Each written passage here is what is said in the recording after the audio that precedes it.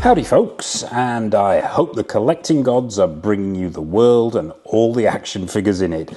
And thanks for tuning in for another 1/6 scale figure unboxing and review. And today it's the turn of Enterbay's take on Tony Montana, aka Al Pacino, from the classic 1983 Oliver Stone written and Brian De Plama directed gangster epic that is Scarface. So usual format folks, a quick look at the box, then it'll be down onto the table for a look at the accessories, then it will be out with the American Nightmare himself for a close-up look, and we'll close with the showcase at the end as usual. But let's kick off in time-honoured tradition with shout-outs and background. As always, pat yourselves on the back, those of you who have subscribed and supported the channel, and please drop a like on this video and help more people find the channel. And if you haven't already, hit that subscribe and bell notification icon so you're not missing any of the 6-scale goodness coming up on the channel. So, Scarface, the movie, what can I say? Well, I'll keep this brief because I could bang on about that movie all night. Simply put, one of the greatest gangster films ever made.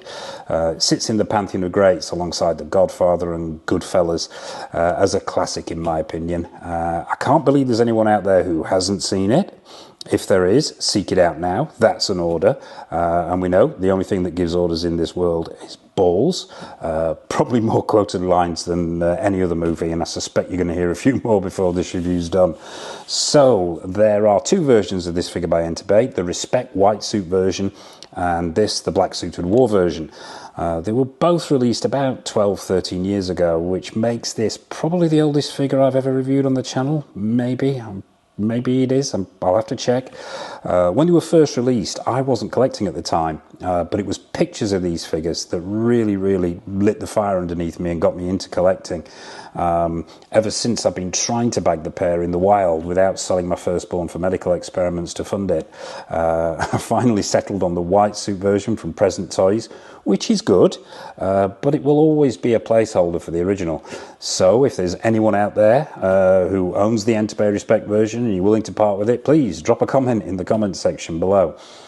I didn't pick up the Present Toys War version, but the silly long wait paid off, and I managed to bag this recently from another collector on eBay, and it is brand new. It has literally been sat in the box for 12 years, never been out. So, but that's enough of my collecting history. Onto the box. Let's stop it from spinning and take a close-up look like we always do.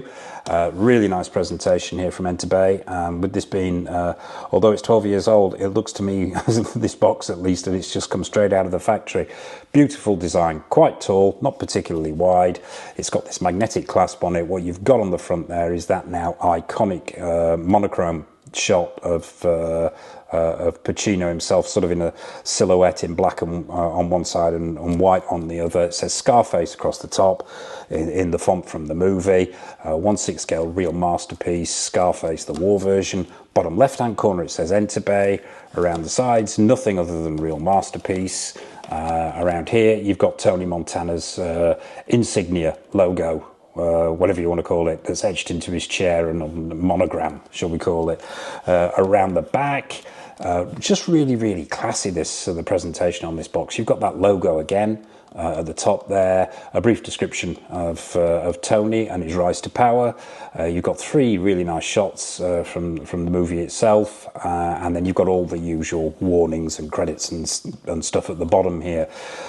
Don't piss this figure off, or it might introduce you to its little friend. So yeah, well, let's get it off the turntable so we can, well actually I will leave it on the turntable and we'll just open this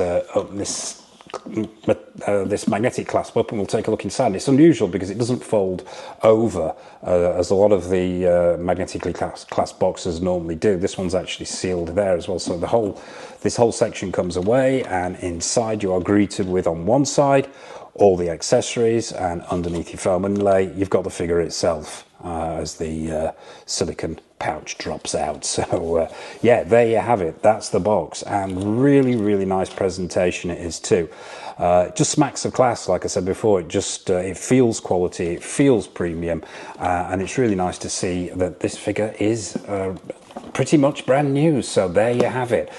That's the box. So without further ado, let's dive down onto the table and have a look at all the accessories that come with Mr. Pacino, aka Scarface. So, accessories, what do you get with your Tony Montana figure? Let's have a quick look. You get hands, obviously, all these bits and pieces. We'll dive in with the hands first because you know me and my hands. You get 8 hands in total. There's 6 down here. There's a pair already on the figure. As normal, we'll take a look at those when we bring the figure out. So let's grab a couple at random. And you've got all kinds of things going on here. You've got all kinds of gripping hands for the accessories. You've got fisted hands. You've got a variety of hands going on, but we'll grab a couple and have a quick close-up look. We'll take this one at random, this right hand. Straight away, sculpt looks pretty good to me. And you've got to, I might say this more than once in this review, you've got to bear in mind, this is a 12, 13-year-old figure. Yeah, so paint applications and sculpt have come on over the years. So, but still, even taking that into consideration, I think the sculpt here is pretty good. You've got some crease work on the palms there. The paint applications are pretty good. You've got fingernails sculpted in there. You've got bone work and vein work on the back of the hands, and you've got his rings sculpted in as well, which is really nice to see. There's that ring on the pinky finger and the other finger as well, and painted in gold. So yeah, nice paint applications, and for a 12-year-old sculpt, pretty good. Let's do the flexibility test. Yeah, you're looking at a medium to hard here, so might require a little bit of hot water maybe, or a hairdryer if you're gripping certain accessories, but yeah, medium to hard. And what's great to see, and if I can get this into shot so you can see this, is the tattoo between his thumb and forefinger there has been replicated, and replicated really well. The one that he claims that is from his sweetheart, but in fact means assassin in a Cuban prison. So yeah, that's the hands, and they're all pretty much the same. The gripping hands are the same. Each of the right hands obviously has that tattoo, and the rings on the fingers there. So yeah, off to a good start considering its age. Those hands are pretty good. Perhaps not up to what we'd say are modern standards, shall we say, but as I said, we've got to take into account the age of this thing. So what next? Let's take a look at his weapon now. What Enterbay have done here, they've gone, and I'll say this again later in this review, I'm sure, is that they're replicating one specific moment in the film, not even the scene, but one specific moment, and they're doing that in facial expression and the accessories as well. So what you've got here is the rifle that he uses. Now, regulars to the channel will know I am not a massive weapons aficionado, but I do know what this is, and this, I believe, is a Colt AR-15 fully auto, and what you've got underneath there is an M203 grenade launcher, which his little friend, shall we call it. But yeah, all one piece of sculpted plastic. There's some paint applications on there, some sort of silver dry brushing to pick out the details and give it that authenticity. Very nice sculpt, very, very nice sculpt. You've got these double magazines here, which are screen accurate, and these come out, and you've got painted in and sculpted bullets in there, which is nice to see. So I'll pop that back in. Not much by the way of other action on this particular rifle, although we do have some silver paint in there for the ejection port. There is a movement on the grenade launcher itself, so if you're wanting to pose him, maybe putting a grenade in, and we'll take a look at the grenade shortly, you can do. But yeah, screen accuracy's there, obviously. Paint applications are nice, and for its age, I think that is holding up very, very well indeed. I've seen some weapons for 6-scale figures today which have been manufactured recently which aren't as good. So yeah, that's the AR-15. We'll pop that to one side. Sunglasses. He comes complete with his sunglasses. These are those owl-shaped lenses, that Ray-Ban style glasses, which are, once again, screen accurate. You've got that very dark lens in there. They're all plastic. Once again, as I always say in these reviews, exercise caution with 6-scale glasses. They are exceptionally delicate, especially ones that are this old. But what's nice to see is that they don't have hooks over the ears, because I think mucking around, hooking glasses over ears is asking for them to break. As long as there are slots in the head sculpt where these will fit, which aren't too obvious, it's sort of my preferred way of doing it. But yeah, they're nicely done, they're screen accurate, and very delicate. So pop those to one side. Let's take a look at his watch. All one piece of plastic, not the best sculpt in the world. I'll try and get this in close. It's a bit rough around the edges, this sculpt, although the watch itself is actually accurate in its shape. Not the best paint applications in the world, but once again, 12-year-old, 13-year-old figure, so not bad for its time. So pop that to one side. Cigar, we get a cigar, all one piece of plastic, a bit of paint on the end there to make it look like it's burning, white band around there, some brown paint applications. So yeah, if you're wanting to pose him chewing on his stogie, you've got that option. Couple of shells, couple of grenades for the grenade launcher, all one piece of plastic, green and red painted, very, very simple, but quite effective. And as I say, you can actually have him holding holding the AR-15 and loading the grenade launcher if you want to. So yeah, get a couple of those. You get this all plastic briefcase. Let's get this into shot. There are hinges on there, although they don't function. It's just relatively straightforward. It's got some feet on there, a hinge on there, and it's just sculpted on the top to give it, there's some texture on there to make it look like leather, and some sculpted in stitch work. And when you open this thing up, you are greeted with icing sugar. There's a large bag of icing sugar sculpted there in plastic, very nicely done. A smaller bag of icing sugar in sculpted plastic as well. It's clear with white plastic inside, and then a block of icing sugar with rubber bands attached to it. Because as we all know, Tony Montana made his fortune in Miami by importing icing sugar from Bolivia. So yeah, that's all your icing sugar. Let's put that to one side with the case. Finally, the stand. This stand, I must admit, is showing its age a little bit. What you've got here is just a plain black plastic stand that folds out to make this sort of non-symmetrical shape. It's got a hinge in there. It says Enterbay on the back there, and it's nothing spectacular, nothing to write home about. But as I say, we are talking 12, 13 years ago, and this was probably actually quite groundbreaking in its day to have a fold-out stand. But yeah, that comes complete with, and I was going to say a standard issue waist grabber, but it's not. Enterbay went down a slightly different route with the waist grabbers for their figures. It's solid metal, and it's on this sort of ratchet system here at the bottom. So you just push in that button there, and you can set the height to wherever you want it.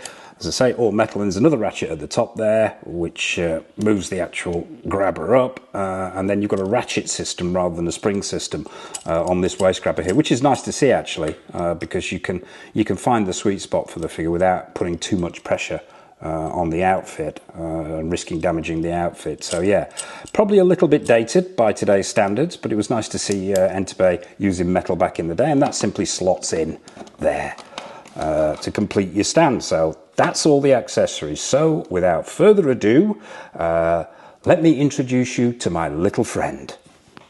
Okay, so here he is. It's Tony Montana himself, out of the box, onto a generic stand and onto the turntable. There's a reason he's on a generic stand. We'll cover that before I get to first impressions. Yeah, this stand really is not very good. As you can see, there's no latching mechanism on this, so when you pick the stand up, it collapses, which is a pain in the arse, to be honest. And also as well, this waist grabber really is not, I mean, it's a nice idea to have it ratcheted and not spring loaded, but it just doesn't work with this figure. It throws the lines of the suit off, and yeah, I won't be using this in the display. Probably trying to innovate back in the day, but yeah, it didn't work. But yeah, that's the stand, so we'll get that out of the way. So yeah, first impressions, I've got to say, are very, very good indeed. Obviously, I knew what to expect with this figure. I've been hunting it for years, but still very, very impressed. The proportions look spot on. The outfit looks screen accurate and really well tailored.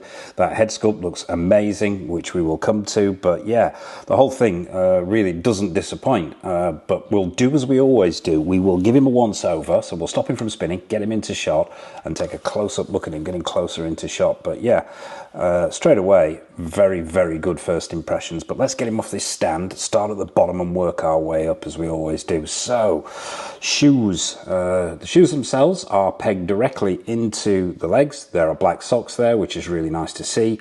There's no sculpted laces on these shoes, but they are super high gloss, and they've got that Cuban heel and which is once again screen accurate, because pretty much for the entire film he wore Cuban heels. But yeah, nothing really particularly fancy, but completely screen accurate. Super high gloss, really, really nice to see.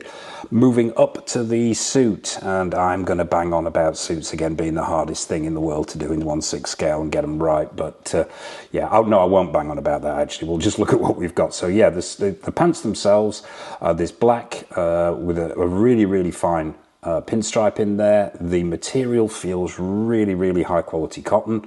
It's well tailored, it falls properly. The stitch work in there is very, very good indeed. They're just really, really well done. And they fall absolutely amazingly well. Now I'm going to check the articulation on this figure, so bear in mind, as I said at the top there, 12, 13-year-old figure. I don't want to push this too far. I don't want to risk damaging it, but let's check the articulation. You've got a ratchet there at the knee, and it feels like there's a double bend at that knee, actually. Yeah, there's a double bend at the knee, so it goes right the way back there. I'm not going to push it any further than that, but you've got 45 degrees out of it there. Bring it back down again. So yeah, articulate, and it's still very stiff considering that one's slightly looser, but yeah, considering it's been sat in a box for years and years, the articulation is still pretty good. It's not loosened up too much. So let's move up on this suit. So yeah, Velcro fastening there in the crotch area, and I believe what you've got is a pleather belt going on here with a. It feels like, now is that metal? Yeah, that feels cold to the touch. So I think that belt buckle is metal there, which is nice to see. There is a little bit of deterioration going on with that pleather, if the camera's catching that, particularly around that the area underneath the buckle there. Just a little bit of deterioration starting, so I'm going to have to treat that, but overall, that belt is still in pretty good condition considering it's pleather. I am assuming it's pleather. Yeah, it feels like pleather. Yeah, and leather wouldn't start to deteriorate like that. But yeah, moving up, I'm not going to take the jacket off, but you've got the vest here, the waistcoat, tailored in exactly the same material, really nicely done. That pinstripe, snap fastenings, if the camera's catching that. So no buttons, which suits me fine, but you've got these faux buttons on the front, which is once again screen accurate.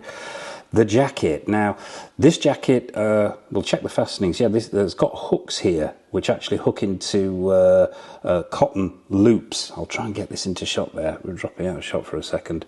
And these actually hook into loops there. So if you're wanting to fasten it, you don't use the buttons, you use those loops. Actually, I think I prefer it fastened, to be honest with you. And as always, a black suit, a dark suit, is a dust magnet, literally out of the box, and it's already catching bits of dust. But yeah, so no, that loop's fastened itself to something. Inside the jacket, you've got this man-made fabric lining. Feels like a nylon, which is got that shine to it. Stitch work is very, very good. Let's check the other side. Yeah, all good there. I don't think these functioning pockets. Yeah, we have functioning pockets. Just the cut and the fall of this. And yeah, it's really, really nice. Got those big lapels, which obviously were big in the 80s. Those huge, those enormous lapels are screen accurate.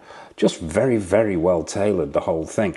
Take it round to the back. Yeah, you've got that vent at the back with the two openings there. That pinstripe is continued. Just really, really well tailored. Let's check the waist articulation out while we're here. Yeah, you've got a decent twist there at the waist. Like I said, I am not going to push this too much. This is really a one-pose figure, I think, but we'll get to that when we get to the showcase. Probably the shortest showcase in the history of Go Figure. Let's check the articulation in the arms. There's no cuff showing here, which I think, now, as memory serves me, I think that is screen accurate, because in the 80s, they weren't big on showing cuff, but and I'm pretty certain he doesn't in the film. So yeah, I'll double check that though. So what have you got in the arms here? The arms themselves, yeah, you've got a ratchet joint at the arm there. That'll go up to about 45 degrees again. As I say, I ain't going to push this too hard because I don't want to damage it. Have we got a butterfly? Yeah, we've got a butterfly joint at the shoulder there. And his arms will come out to about 90 degrees, and you've got pretty much, yeah, I think you'll probably get a full rotation there, but I'm not going to risk it while he's wearing the suit. Suit itself has got a handkerchief in the top pocket there. That is sewn in. So that's not going to fall out. All too often these days we see when you've got this handkerchief situation in the top pocket, it's just been pushed in and it falls out and drops down and you're forever futzing it. It's nice to see it's been sewn in there. So let's have a look at this shirt. White cotton shirt underneath. Stitch work looks pretty good, although I could say possibly not the best stitch work I've seen in a 1/6 scale shirt. Could be slightly better, but once again, let's remind ourselves this is a figure that is coming up for 12, 13 years of age. But the cotton is really, really nice. That collar is suitably wide and flat across the top of the shoulders, which is screen accurate again. So yeah, overall I think this suit is really, really well tailored for its time. I can see when people first opened this figure up, we've got a little bit of cotton dangling there. I think that's pulled from, I think that might be the button there. That's I'll have to attend to that after this video, but yeah, it looks like there's been a little bit of pulling there. Yeah, probably an age thing. But yeah, for its age, if I'd have unboxed this and reviewed this back 12, 13 years ago, I'd be bouncing off the walls with joy. But yeah, you've even got the gold chain around the neck area, and yeah, looking down, and I don't know whether the camera's catching this, they've even sculpted hair into his chest there. I don't know if that's sculpted or painted. It looks like it's painted in hair on the chest. So with that in mind, let's take a look at this head sculpt. Now, as I said at the top there, we've got to bear in mind they've gone for one particular scene, one particular look. And it's the scene where, right at the end of the film, where the bad guys are coming for him, and he's in Montana Manor, and he consumes enough icing sugar to ice 1,000 wedding cakes, pulls out his favourite gun and takes the bullets. And it's that one particular shot where he's sort of crouching down and he fires the grenade launcher through the doors of his office. But yeah, the head sculpt itself, it's not a fixed neck head sculpt. It's actually independent. But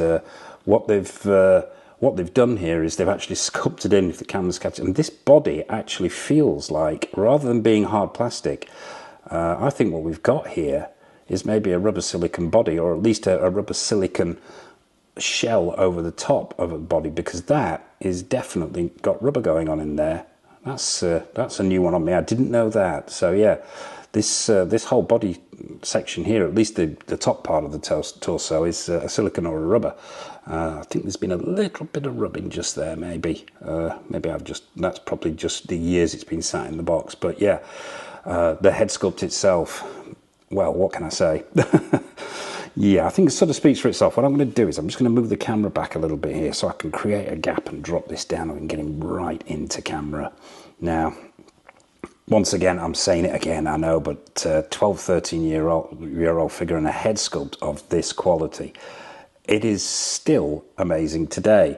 In particular, there are certain angles where it is frighteningly realistic, but it's one specific look that they've gone for, and I think Enterbay absolutely nailed it. I'm seeing head sculpts of new figures today which aren't as good as this. That 5 o'clock shadow, absolutely on point, running down into the neck there. The paint applications for the skin are way ahead of their time there. They really are. They've got some wonderful texturing going on for 1/6 scale of this age. Furrows in the eyebrows, the eyes are nice and glassy. From certain angles, those eyes can, and I've always thought this can look a bit goofy. But when you actually pose this figure and get the right angle, it makes perfect sense. Yeah, because one eye is slightly off at an angle, if that makes sense, or looks slightly wider than the other, but it's to give it that menace and to capture that moment in the film. You've got the scar on his face, which is really nicely painted. The mouth is really, really well done with that sneer, and those teeth have been picked out. That 5 o'clock shadow runs across the top lip as well. Yeah, just absolutely on point. The hair itself, perhaps, maybe could be ever so slightly better, and that's where we've come on a little bit. But there are individual strands picked out there. The style is absolutely right. The colour is right. It's probably just, if you were to redo this figure, maybe the sculpt would be slightly better on the hair if you redid it today. But overall, I think pretty much from any angle, that is Al Pacino with his little friend in the final scene of Scarface. I love it. I think that is absolutely phenomenal. Now, because you've got the that rubber body underneath, I think you've got to be careful here when you're moving this head around, because that rubber silicone body there probably would scratch quite easily. So if you've got this figure, or you're thinking of picking it up, exercise a bit of caution there. You've got those two holes either side of the ears there in the hair, and they don't really stand out that much. In fact, I've only just noticed them. Let's try putting these glasses on and see how easy or difficult it is to do this on camera. If I can't do it, then we'll just we'll save that look for the showcase. Yeah, that's not going to be easy. I can't do this one-handed. Or will it work? Will it work? Will it cooperate? Talk amongst yourselves while an old man fiddles around with a pair of very small glasses. Oh, look, it nearly went there. I want it to work so much now because I don't want to retake this scene. Go on, in you go. No, it's not having it. No. Unfortunately, that's going to take a two-handed foot. But yeah, you'll see that in the showcase, what he looks like with the glasses on. But I think glasses on or glasses off, it's going to work for me. So there you have it. That is Mr. Tony Montana from Scarface, courtesy of Enterbay, a 12, 13-year-old figure. So let's go in for final thoughts. How does this guy stand up today? Let's get him back on the turntable, get him back into shot, get him spinning, and have a verdict on Mr. Montana. So, where to begin? As I said before, I knew what to expect with this figure, and I always find it really, really difficult scoring figures of this age, because technology's changed. We've come on, as I say, in leaps and bounds. Sculpting has improved, paint applications have improved, hands have improved, tailoring, everything's improved across the board. So judging it by today's standards is really, really difficult. And also, I'm going to be influenced because it's a grail piece. Had I taken this straight out of the box 13 years ago, it would have been a dead 10 straight away. What I think I'm going to do is just deduct points. Now, I can't deduct points for paint applications because this was the best you could get back then. I'm going to deduct a point for that base, because that base really is as innovative as they thought they were being. It's a bit car crash. So yeah, I'm going to take a point, half a point off for the base. Everything else nailed on. Proportions are absolutely spot on. Screen accuracy's there. Tailoring on the suit, brilliant. Maybe that stitch work on the collar could be slightly better, but I think I'm splitting hairs there. So yeah, I'm going to go 9.5. 9.5 on this. I'm going to deduct some points for that base, and maybe that stitch work could be slightly better. But I don't have any other examples of 13-year-old stitch work on a 1/6 scale figure, so I don't know whether that was industry standard then. But everything else absolutely nailed on. I am super stoked to have this in the collection finally, and can't wait to get it onto my Al Pacino shelf with the Heat figure, the Respect version with Carlitos wearing everything else, and it's one of the two grails has been bagged, so it's just one to go. Maybe I've got to wait another 10 years for that one as well, but who knows? I might get lucky. So yeah, there you have it. We're going to go with a 9 on this one. That's Mr. Al Pacino as Tony Montana, brought to us by Enterbay as he appeared in Scarface. So what are your thoughts on this piece? Do you have it in your collection? Do you have the present toys version? What do you think of the figure as it stands on its own here? Well, what are your thoughts on Scarface, the movie? What are your thoughts on the actor himself? Anything at all, drop it in the comment section below. I'd be fascinated to hear, and nothing is off menu.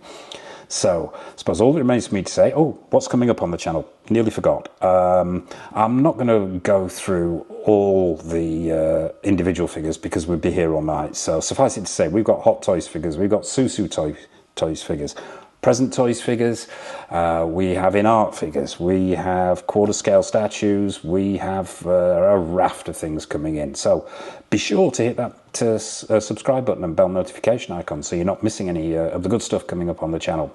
Also as well, we'll be having more episodes of Don't Make Me Choose, which is where I torture myself for your pleasure by taking two of my favourite figures, two comparable figures or statues or collectibles, putting them in the ring together, letting them duke it out, see which one's victorious, and then saying goodbye to the loser. Unfortunately, not as easy as it sounds. So it can be fun, it can be super painful. So stay tuned for that as well. So all it remains for me to say is a massive thank you for watching. Hope this review's been useful for you.